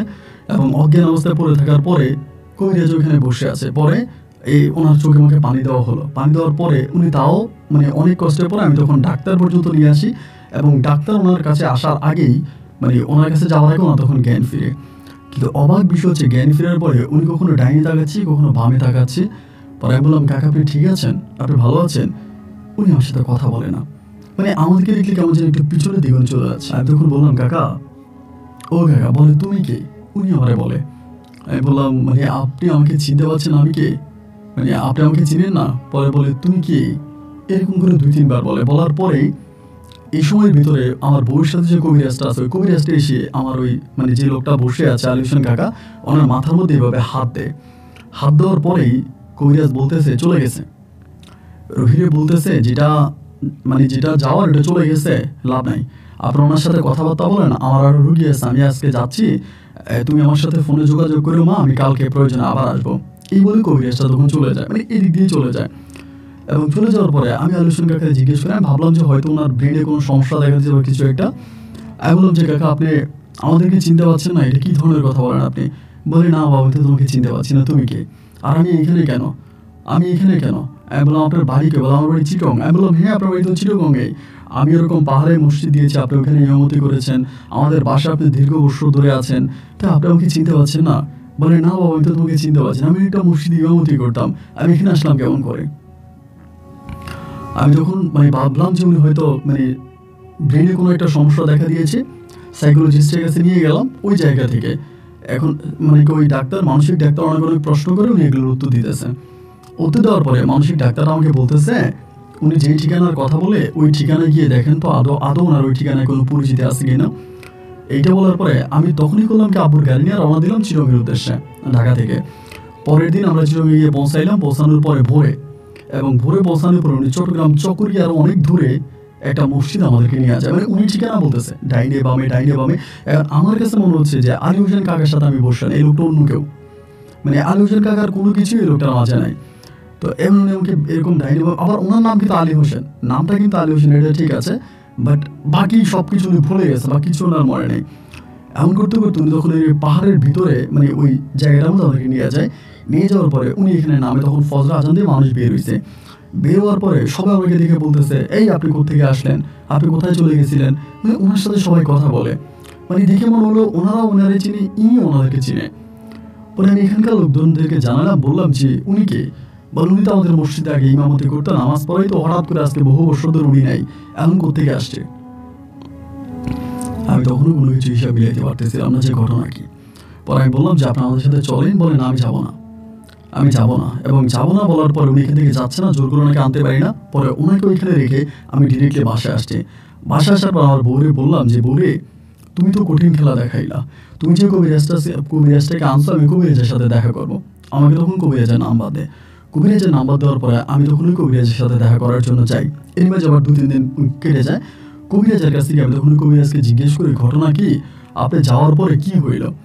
পরে কবিরাজ আমাকে বলে যে ইনার সাথে মূলত একটা জিন ছিল, খারাপ না একটা ভালো জিন ছিল, এবং এই ভালো জিনটাই ওনাকে ওখান থেকে নিয়ে আসছিল, এবং জিনটা যতদিন ওনার সাথে ছিল উনি আপনাদেরকে চিনেছে, আপনাদের সাথে কথা বলেছে, আপনাদের সাথে ছিল, এবং ওই জিনটা যখন চলে যায় তখন এই লোকটাকে আর মানে এই লোকটা আপনাদেরকে চিনতে পারে না। এটা হচ্ছে বড় কথা। তবে এই জিনটা ওই লোকটার সাথে খুব ছোটবেলা থেকে আছে। পরে আমি বললাম যে তাহলে জিনটা চলে গেল কেন? বলে চলে গেল তার কারণ হচ্ছে এখন আমি গেলে তো ধরা পড়ে যাবে, এই জন্য জিনটা চলে গেছে, আমি চাইলে জিনটাকে হাজির করতে পারবো। আমি বললাম আপনি জিনটাকে হাজির করেন। উনি বলে আমার সময় লাগবে। আমি বললাম আপনি এখন হাজির করেন, আপনার যত টাকা লাগে আমি দিব, আপনি জিনটাকে হাজির করেন। উনি বলে ঠিক আছে আপনি বসেন। বসার পরে ওনার একটা শিষ্যর উপরে তখন এই জিনটাকে হাজির করায়, মানে আলুসা নামের যে জিনটা আছে ওই জিনটাকে হাজির করে। হাজির করলে পরে জিনটা এসে আমাকে সালাম দেয়। সালাম দেওয়ার পরে আমি বললাম ওয়ালাইকুম আসসালাম, আপনি কে? তখন তিনি একটু কান্না করতেছে, মানে কান্না করতেছে ওরকম, মানে ওই লোকটাই কান্না করতেছে, আমি যা দেখতেছি আর কি। পরে আমি বললাম আপনি কি? পরে বলতেছে আমি তো তোমার কাছ থেকে বিদায় নিয়েই গেছি, আমি তোমার কাছ থেকে বিদায় নিয়ে চলে গেছি, এখন এই প্রতারক কবিরাজরে দিয়া, এই খারাপ কবিরাজরে দিয়ে আমার ঢাকাইলা কেন? উনি আমার বলে। আমি বললাম আপনি চলে গেছেন মানে আপনি কি? পরে আমাকে বলে আমি একজন জিন। আমি বললাম আপনি যদি একটা জিন হয়ে থাকেন তাহলে আপনি কি এতদিন আলী হোসেনের সাথে ছিলেন? বলে হ্যাঁ। আমি তখন বললাম যে আপনি আলী হোসেনকে আমার কাছে কেন এনেছেন? তখন তিনি বলে যে আলী হোসেন তোমার বাবা, এই জন্য আমি আলী হোসেনকে তোমার কাছে এনেছি, এই জিনটা বলতেছে। আমি বললাম আলী হোসেন আমার বাবা, মানে আপনি এটা কি ধরনের কথা বলেন? আলী হোসেন আমার বাবা কি করে হলো, এটা কি ধরনের কথা বলতেছেন? বলে হ্যাঁ আলী হোসেন তোমার বাবা। আমি বললাম কিভাবে? বলে আলী হোসেন এখানে কাজ করতে আসে বহু বছর আগে, আজ থেকে বহু বছর আগে আলী হোসেন এই পাড়ায় কাজের জন্য আসে, কাজ করে, এবং কাজ করলে পরে সেখানকারই একটা সাকমা মহিলার সাথে তার প্রেম হয়, মানে একটা ভালো সম্পর্ক হয়। হওয়ার পরে আলী হোসেন প্রথম থেকে একজন হুজুর ছিলেন, আলিম পরিবারের সন্তান ছিলেন, তিনি দিনদার একজন কোরআনে আলেম ছিলেন। তো তিনি তখন ওই মানে সাকমা মহিলাটাকে মুসলিম বানায়, এবং মুসলিম বানিয়ে তখন তিনি গোপনে মহিলাটাকে বিয়ে করে। তার কারণ হচ্ছে যদি সাকমা পাড়ার কেউ জানতে পারে যে সাকমা কোনো মেয়ে মুসলিম হয়ে গেছে, তখন ওই মেয়েটাকে কঠিন শাস্তি দেবে এবং মেয়েটাকে মেরেও ফেলতে পারে। এই ভয়ে সে তখন গোপনে গোপনে মেয়েটাকে মুসলিম বানায়, এবং মুসলিম বানিয়ে সে মেয়েটাকে বিয়ে করে। এই আলী হোসেন মেয়েটাকে বিয়ে করে, বিয়ে করার পরে এই মেয়েটাকে রেখে সে একটা সময় চলে যায়, ওখান থেকে চলে যেতে বাধ্য হয়, কারণ তার পরিবারের কাছে সে ফিরে যায়। ফিরে যাওয়ার পরে সে যখন আবারও আসে, এসে মেয়েটাকে আর পায় না, মেয়েটাকে আর পায় না, এবং মেয়েটার পেটে যে সন্তানটা হয় ওই সন্তানটাই হচ্ছে তুমি হচ্ছে ওই সন্তানটা। তো এইটা বলার পরে আমি বললাম যে আমি যদি সেই সন্তান হয়ে থাকি তাহলে উনি আমাকে পরে নিল না কেন? বলে সে আর তোমাকে পায় নাই। সে পরে আসছিল, তোমার আর পাই নাই, তুমি তোমার মায়ের কাছে বড় হয়েছো। আমি তখন বললাম যে আমার মা তো আমাকে বললো, আমার মা আমাকে যেখানে পেয়েছে ওই পাড়ার অনেক লোকদেরকে আমার আম্মা নাকি জিজ্ঞেস করেছিল যে আমাকে চিনি কিনা, কিন্তু আমি যদি ওই পাড়ার সন্তান হতাম তাহলে কেউ না কেউ তো আমাকে চিনতে পারতো। তখন ওই জিনটা বলতেছিল যে হ্যাঁ, কেউ না কেউ তোমাকে অবশ্যই চিনতে পারতো, কিন্তু আসলে ওই পাড়ার কেউ তোমাকে চিনে না। আমি বললাম আপনি তো বললেন যে এই পাড়াতে আমার জন্ম হয়েছে, তাইলে এই পাড়ার মানুষকে আমাকে চিনবে না? তিনি বলে মূলত তুমি অন্য পাড়ায় ছিলা, আমি তোমাকে এই পাড়াতেই নেই, এই পরিবারের কাছে আমি তোমাকে দিয়েছি। আমি তখন বললাম যে কেন দিয়েছেন? উনি বলতেছে একে তো তোমার মা বাবার ঘরে কোনো সন্তান হচ্ছে না, তার একটা সন্তানের আকাঙ্ক্ষা, দ্বিতীয়ত তুমি যে মায়ের ঘরে বড় হচ্ছ বা যে মা তোমাকে বড় করতেছে সে তোমাকে সাকমা ধর্ম অবলম্বনীতে বড় করতেছে, মানে ওনাদের একটা ধর্ম আছে ওই ধর্মতে বড় করতেছে। তো আমার কাছে ওই ধর্মটা ভালো লাগে না, আমি একজন মুসলিম জিন এবং যার জন্য একটা মুসলিম পরিবারের কাছে তোমাকে এনে দিয়েছি যাতে এই পরিবারের মানুষরা তোমাকে বড় করে। আমি বললাম তাহলে আমার ওই মা বলে তিনি মারা গেছে, তোমাকে অনেক খুঁজেছে তিনি পাইনি এবং সর্বোপরি তিনি মারা যায়, এবং তিনি মারা যায় এবং তোমার বাবা এখনো আছে জীবিত। আর এটা যদি তোমার বিশ্বাস নয় তুমি আলী হোসেনের সাথে কথা বলো। এই থেকে তখন আমি পুরো পাগলের মতো হয়ে যাই, পুনরায় আমি আবারও ওই আলী হোসেনের মসজিদে যাই এবং যাওয়ার পরে ওনাকে যখন জিজ্ঞেস করি উনি সম্পূর্ণ জিনটা যেভাবে বলে উনি সে একইভাবে স্বীকার করে উনি ওখানে কাজে যায়। উনি ওখানে কাজে যায় এবং কাজে যাওয়ার পরে সেখানে একটা মহিলার সাথে ওনার সম্পর্ক হয়। মহিলাটা ধর্ম পছন্দ করতো, ইসলাম ধর্ম পছন্দ করতো, এবং ইসলাম ধর্ম পছন্দ করার কারণে এই মহিলাটাকে তিনি ইসলাম ধর্ম গ্রহণ করায় এবং ওই মহিলাটাকে তিনি বিয়ে করে, এবং বিয়ে করলে একটা পর্যায়ে তিনি ওখান থেকে নিজের জীবন বাঁচানোর জন্য চলে আসে, কারণ তিনি ভয় পাচ্ছিল কোনোভাবে যদি পাহাড়িরা জেনে যায় যে তিনি মুসলিম তাহলে তিনার সাথে কিছু একটা ঘটতে পারে, এই জন্য তিনি এখান থেকে চলে আসে এবং বা তিনি ওনাকে বিয়ে করছে জানতে পারলে সমস্যা হবে, এই জন্য সেখান থেকে তিনি চলে আসে জীবনের মানে প্রাণ বাঁচানোর ভয়ে, এবং এরপরে তিনি আর কখনো ওখানে যায়নি। আমি বললাম যে আপনি বিগত কয়েকটা বছর ধরে কোথায় ছিলেন, এর কোনো স্মৃতি কি আপনার মনে আছে? উনি বলে না, এর কোনো স্মৃতি আমার মনে নেই, শুধু এটুকু আমার মনে আছে আমি একদিন নামাজ পড়ে মসজিদ থেকে বের হয়েছি, বের হওয়ার পরে আমি একটা লোক দেখেছি পাঞ্জাবি পরা অবস্থায়, উনি আমাকে সালাম দিল, আমি সালামের উত্তর দিয়েছি সকালবেলা, এইটুকু আমার মনে আছে। এরপরে আর কোনো স্মৃতি আমার কোনো কিছু মনে নেই বিগত কয়েক বছর আমি কোথায় ছিলাম, কোন জায়গায় ছিলাম। তখন আমি ওনাকে বলি যে এই ঘটনা, এবং সবগুলো শোনার পরে আলী হোসেন তখন আমাকে বলে যে হ্যাঁ তোমার কথা সত্য, একদম ছোটবেলা থেকে আমার সাথে একটা ভালো জিন ছিল। এই কথা আমার আব্বা আম্মাও বলতো, খুব ছোটবেলা থেকে আমার সাথে একটা ভালো জিন ছিল এবং ওই ভালো জিনটা সবসময় আমার সাথে থাকতো, আমাকে সঙ্গ দিত। কিন্তু এই জিনে কি তাহলে এই ঘটনা ঘটেছে? আমি বললাম, তখন আমি জিনের বিস্তারিত সবকিছু ওনাকে বললাম এবং বলার পরে তিনি তখন খুব অবাক হয়ে গেল। আমি তখন তাকে বললাম যে আমি আপনার সন্তান বলাতে তিনি কান্না করলো, যে আমি বললাম যে ওই যে মহিলাটা আপনাকে বলেছে আমি তার সন্তান, এবং এরপরও আমি সত্যতা যাচাইয়ের জন্য আমি শেষ পর্যন্ত ওনার সাথে আমার ডিএনএ পর্যন্ত ম্যাচ করে, মানে ডিএনএ টেস্ট করে ওনার সাথে আমার ডিএনএ ম্যাচ করে, মানে উনিই ছিল আমার মূলত বাবা। এরপরে আমি ওনাকে ঢাকাতে নিয়ে যাওয়ার জন্য অনেক চেষ্টা করি, বাট তিনি আর ঢাকাতে যায়নি, তিনি এখানেই পড়ে আছে এবং ওখানেই উনি মসজিদ দেখাশোনা করে। পরিশেষে আমার ঢাকার বাবা উনি এখানে ওনাকে বড় করে একটা এতিমখানা সহ মসজিদ বানিয়ে দেয়, উনি এটা দেখাশোনা করে ওখানেই আছে। এখন আমি ঢাকাতেও থাকি এবং চিটাগংয়েও থাকি, দুই জায়গায় মিলিয়ে থাকি। পরিশেষে ঢাকাতে আমার পরিবার আমাকে, আমার আব্বা মা আমাকে, ওই মেয়েকে আমি ছেড়ে দিই, রুহিকে আমি ছেড়ে দিই। ঘটনার পরেই আমাদের মাঝে অনেক ঝামেলা হয়, ঝগড়া হয়, এবং ঝগড়াঝাটি পরে রুহিকে আমি ছেড়ে দিই, এবং ছেড়ে দেওয়ার পরে দেন আমি পুনরায় আরেকটা বিয়ে করি। আমি এখন যাকে বিয়ে করছি তার ঘরে আমার 3টা কন্যা সন্তান সহ একটা পুত্র সন্তান আছে, আমার ছেলে মেয়েরাও মোটামুটি অনেক বড় হয়ে গেছে। তো আমার এই ঘটনা, এরকম একটা ঘটনা আমার পরিবারের যাদের কাছে বলি বা যারা এটা শুনে খুব অবাক হয়ে শোনে, অনেকেই বিশ্বাস করে আবার অনেকে এই ঘটনা বিশ্বাস করে না। আমার